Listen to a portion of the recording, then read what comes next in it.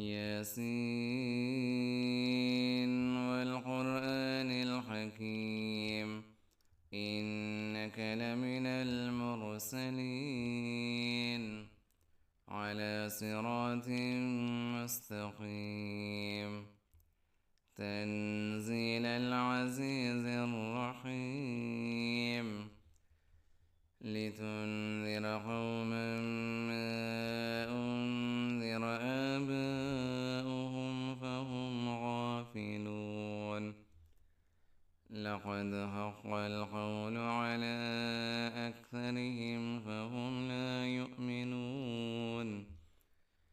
إنا جعلنا في أعناقهم أغلالا فهي إلى الأذقان فهم مقمحون وجعلنا من بين أيديهم سدا ومن خلفهم سدا فأغشيناهم فهم لا يبصرون وسواء عليهم أأنذرتهم أم لم تنذرهم لا يؤمنون إنما تنذر من اتبع الذكر وخشي الرحمن بالغيب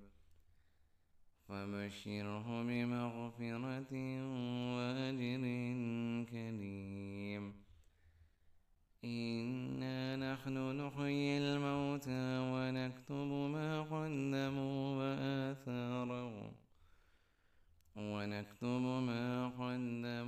وآثارهم وكل شيء أحصيناه في إمام